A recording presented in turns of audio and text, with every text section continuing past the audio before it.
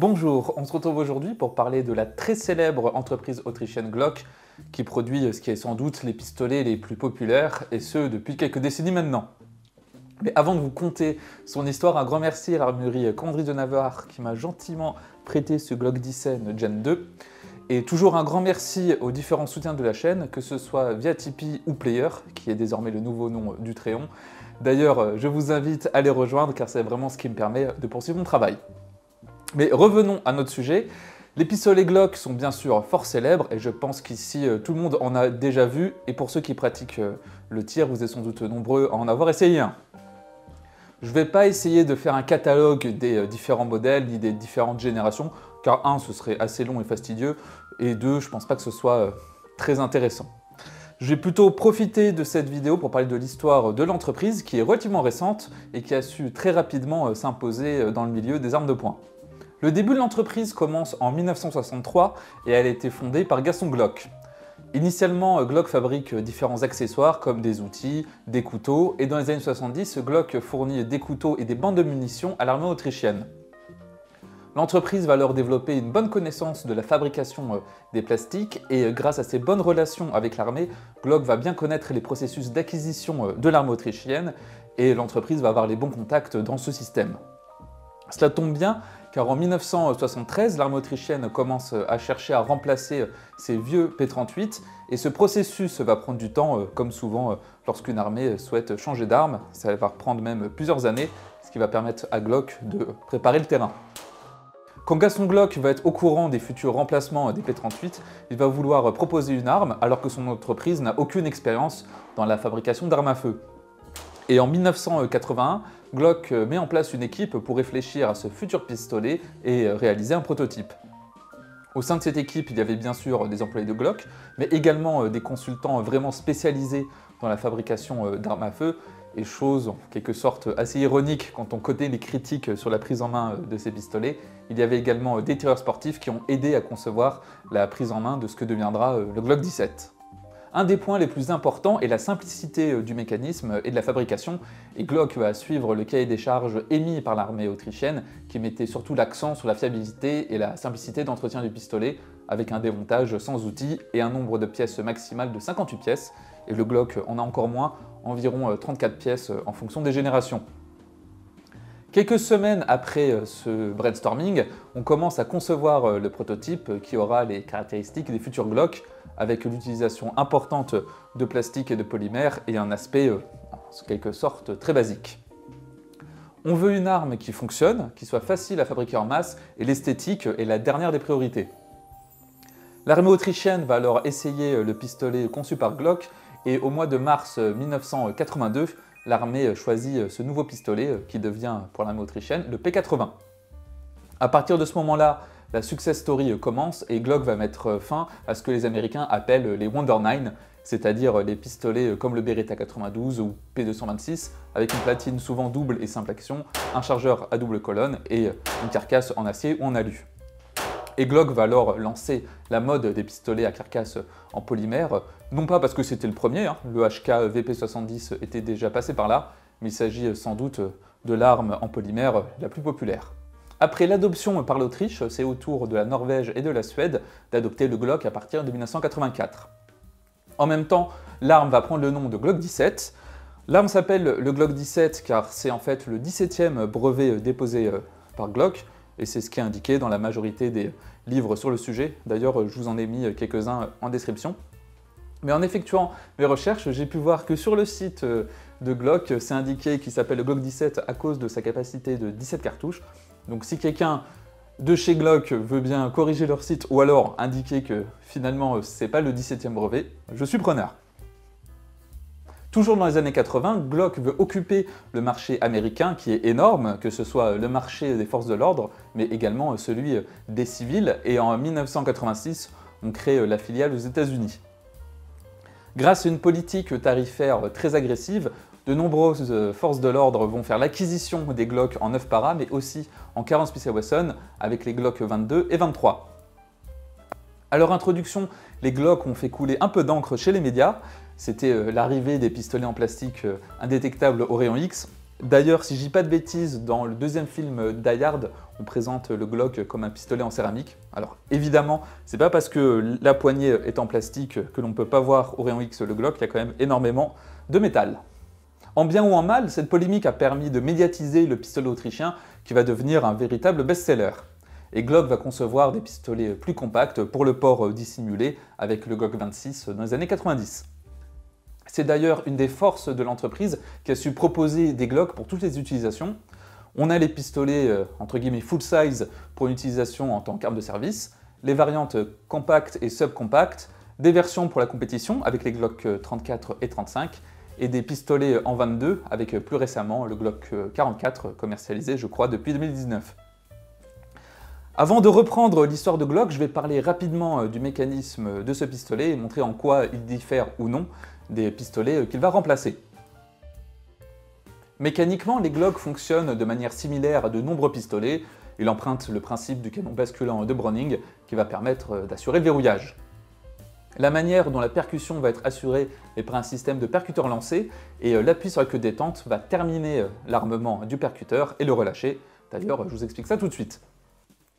Lorsque l'arme est prête à tirer, on a bien sûr une cartouche dans la chambre et l'appui sur la queue détente va faire plusieurs choses. La barre de détente va permettre de poursuivre l'armement du percuteur et elle va également soulever la sûreté du percuteur grâce à cette extension.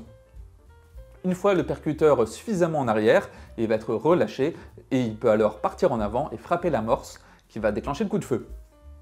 Le canon va ensuite reculer et basculer, l'étui va alors être extrait, puis il va venir frapper l'éjecteur. La culasse va alors revenir en avant sous la pression du ressort récupérateur, chambrer une cartouche et le canon va retrouver sa place et se verrouiller. En soi, le Glock fonctionne de manière analogue à une arme simple action et il ne dispose pas de sûreté externe, si ce n'est cette petite tige sur la queue détente. D'ailleurs, cette sûreté permet bien sûr d'autoriser le tir uniquement si on positionne le doigt dessus et qu'on a un mouvement vraiment de l'avant vers l'arrière. Mais elle a un second rôle, c'est qu'elle va empêcher le tir car en cas de chute, si le pistolet frappe le sol, l'inertie ne va pas pouvoir faire reculer la détente et déclencher le coup de feu. Un autre avantage de ce système est que chaque appui sur la queue de détente est le même, contrairement par exemple à un SIG P226 qui sera normalement porté avec une cartouche dans la chambre et en double action. Donc on va avoir un premier tir en double et les tirs suivants seront en simple action. Évidemment, des questions se sont posées sur la sécurité de Glock, car bien que le pistolet ne puisse pas tirer tout seul, il s'agit d'une arme dont la seule véritable sûreté est de ne pas appuyer sur la détente. Et je pense qu'un des coups de génie de Glock est d'avoir appelé ce fonctionnement le Safe Action, ce qui permet de répondre à ceux qui mettraient en doute l'aspect sûr du pistolet. Mais là, c'est mon analyse personnelle. D'ailleurs, en parlant d'avis personnel, je vais vous raconter ma rencontre avec ces pistolets. Initialement, j'étais assez sceptique sur les Glock. Je comprenais tout à fait l'aspect fiable et simple du pistolet, mais je n'aurais jamais pensé un jour en acheter un, car après les avoir manipulés, je trouvais que quelque chose n'allait pas dans leur ergonomie. Finalement, je me suis retrouvé entre guillemets forcé à tirer avec, suite à un accident de tir avec le pistolet que j'utilisais, et voulant terminer ma boîte de 9 mm, j'ai emprunté un Glock 17 Gen 4, et au tir, j'ai vraiment changé d'avis. Même si la détente n'était pas terrible, ni les organes de visée d'ailleurs, mes résultats étaient très corrects et la prise en main était super agréable lors du tir, le pistolet était stable, peut-être à cause de l'angle plus agressif qu'on le prend en main, donc à cause de cet angle plus important de la poignée. Donc comme j'ai pu le dire à maintes reprises, c'est vraiment différent de manipuler une arme à sec. On va vraiment se rendre compte si une arme nous convient ou pas quand on va vraiment pouvoir tirer avec. Mais revenons à l'histoire de l'entreprise. Revenons en 1987 avec l'introduction du fameux Glock 18 capable de tirer en mode automatique. Et toujours en 1987, Glock ouvre une seconde usine en Autriche car la production va augmenter parce que l'année suivante, on va introduire la seconde génération de Glock qui va être un grand succès. Mécaniquement, il n'y a pas énormément de changements par rapport au Glock de première génération, mais on va abandonner la texture uniforme sur la poignée pour cette texture-ci, avec des petits carrés à l'avant et à l'arrière. Et personnellement, je trouve que ça ne fournit pas vraiment une bonne préhension comparée aux futures générations de Glock. En tout cas, c'est avec cette deuxième génération de Glock que le nombre de modèles et de calibres différents va exploser. Car comme j'ai dit tout à l'heure, on avait des Glock en 40 Smith & Wesson, mais également on va en avoir en 45 ACP et en 10 mm. 1999 est une année très importante pour Glock. Déjà, l'entreprise annonce le 2 millionième pistolet fabriqué, et c'est surtout le début de la troisième génération de Glock qui a solidifié, s'il le fallait encore, la position dominante de l'entreprise autrichienne. D'ailleurs, ces Glock de troisième génération sont toujours fabriqués aujourd'hui, et je crois que c'est en partie pour des raisons liées à certaines législations, notamment en Californie, ça permet de poursuivre les ventes de Glock 9, mais c'est une autre histoire. Visuellement, ces Glock de troisième génération sont faciles à reconnaître, avec le rail en dessous pour y installer divers accessoires comme des lampes ou des lasers, et on a aussi les rainures pour les doigts, ainsi que le repose-pouce sur le côté. Ces pistolets ont une excellente réputation et beaucoup disent que c'était la meilleure des générations. Bon, après, c'est à en discuter. En tout cas, ce qui est sûr, c'est que c'est un véritable succès, car cette troisième génération a quasiment duré 10 ans, car c'est en 2009 qu'apparaissent les Gen 4, qui ont une texture au niveau de la poignée plus agressive, similaire à celle-ci. On a également un bouton d'éjection du chargeur qui est plus grand et réversible, et on peut également ajouter des dosseret à l'arrière. Le double ressort récupérateur a également été généralisé à l'ensemble des pistolets et non plus uniquement aux versions compactes. Cette génération est à mon avis la mal aimée car la génération précédente était vraiment considérée par beaucoup comme parfaite et l'évolution avec les Gen 4 n'était pas vraiment révolutionnaire, d'autant plus qu'on a beaucoup critiqué les détentes de ces nouveaux pistolets qui n'étaient pas aussi bonnes, non pas que les Glock de troisième génération avaient une détente exceptionnelle, mais les détentes des Gen 4 étaient un peu moins bonnes que celles des pistolets précédents. Sans doute que ce retour un peu mitigé a accéléré l'apparition des Glock de 5e génération qui sont apparus à partir de 2017 et qui vont supprimer les encoches pour les doigts. La détente également, je trouve, la meilleure détente des différentes générations et on met en avant un nouveau canon qui permettrait de rendre le pistolet encore plus précis. Là encore, je pense que c'est surtout une astuce marketing car la précision de ces armes n'a jamais vraiment été un véritable problème.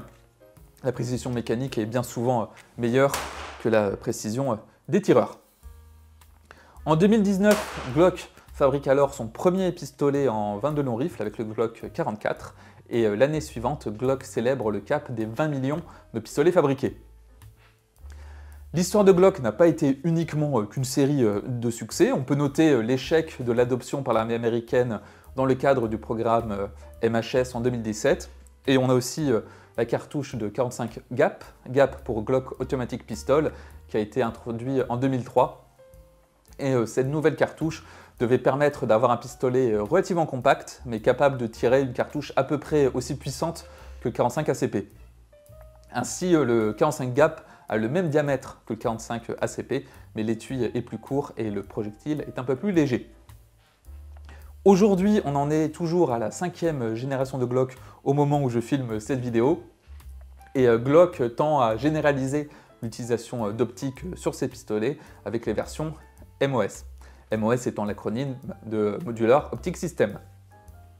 Et avant de parler de la situation du marché des pistolets à percuteur lancé, je veux mentionner le fait que le Glock 17 est devenu le pistolet de l'armée française depuis 2020. D'ailleurs, je vous invite à regarder la vidéo que j'avais faite sur le sujet. Il est vrai que lorsque le premier Glock est sorti, le marché a été vraiment englouti par l'entreprise autrichienne, mais au fur et à mesure, les entreprises ont proposé différentes alternatives. Et une des premières entreprises était Smith & Wesson, avec le Smith & Wesson Sigma dès 1996. Et c'était une série de pistolets en 9 mm et en 40 Smith & Wesson qui n'étaient pas très chers et très proches mécaniquement des Glock. Et tellement proches d'ailleurs que Glock a porté plainte contre l'entreprise américaine et a gagné. Ensuite, Smith & Wesson a lancé la série des pistolets MNP qui jouissent, eux, d'une bonne réputation. On a bien sûr Walther avec le P99 en 1996 également, puis les PPQ et plus récemment les PDP. Et on a aussi Sig Sauer avec le P320 sorti en 2010. En gros, depuis 10-15 ans, on a énormément d'options de bonne qualité et vous aurez sans doute remarqué également l'essor des clones de Glock qui reprennent le mécanisme des pistolets de 3e génération. En effet, le design commence un peu à dater et désormais les entreprises concurrentes peuvent alors produire ces pistolets sans violer les brevets déposés par Glock à l'époque. Donc c'est pour cela qu'on a des entreprises comme Shadow System, PSA Dagger ou encore, il me semble, Zev qui proposent des pistolets avec des pièces qui sont même interchangeables avec celles des Glock. D'ailleurs, je pense que je vais demander à en emprunter un d'ici quelques temps car je suis assez curieux de voir ce que donnent ces alternatives. Glock a véritablement renversé le marché des armes de poing, ce qui est remarquable vu la jeunesse de l'entreprise et le fait que ce ne soit pas une entreprise d'armement. D'ailleurs, c'était pour ça que l'entreprise a su réaliser si vite une arme de grande qualité, simple et fiable. Il faut rajouter à cela l'excellente stratégie commerciale et le marketing, et on a la recette de la réussite qui est toujours d'actualité, malgré de nombreux pistolets concurrents. Cela ne veut pas dire bien sûr que Glock ait inventé le pistolet avec une carcasse en polymère ou la platine avec un percuteur partiellement préarmé. D'ailleurs, il est rarement bon d'être le premier à adopter une nouvelle technologie, et aussi cela ne veut pas dire qu'en dehors des Glock, point de salut. Comme j'ai pu le dire dans d'autres vidéos, c'était sans doute un peu moins vrai dans les années 80-90, mais aujourd'hui on a beaucoup de choix avec des armes d'aussi bonne qualité, voire même beaucoup plus ergonomiques d'ailleurs. On en a vu lors de vidéos précédentes, et d'ailleurs on continuera d'en voir. Évidemment, je n'ai pas raconté toute l'histoire de l'entreprise, j'ai sélectionné ce qui était pour moi les moments charnières ou des anecdotes intéressantes. Mais si vous voulez en savoir plus, j'ai mis en description un des livres qui m'a aidé à écrire cette vidéo. Je suis assez curieux de suivre l'évolution de l'entreprise qui en soi n'a pas vraiment bougé de positionnement et pour le moment ça a l'air de bien fonctionner. Mais dans l'avenir, peut-être que Glock sera forcé à sortir de sa zone de confort, même si personnellement j'ai un peu de mal à voir ce qui pourrait vraiment être disruptif dans le domaine des armes de poing qui ont atteint, je trouve, un certain plateau. Peut-être que l'AR-15 de chez Glock, qui est un peu le serpent de mer de l'année dernière, est une première tentative de diversification, mais l'avenir nous le dira. En tout cas, j'espère que cette vidéo vous aura permis d'en savoir plus sur l'entreprise Glock. Je vous invite, comme d'habitude, à vous abonner à la chaîne si ce n'est pas déjà fait, et si vous le souhaitez, n'hésitez pas à rejoindre le Tipeee ou le Player en description. Sur ce, on se dit à bientôt pour une prochaine vidéo.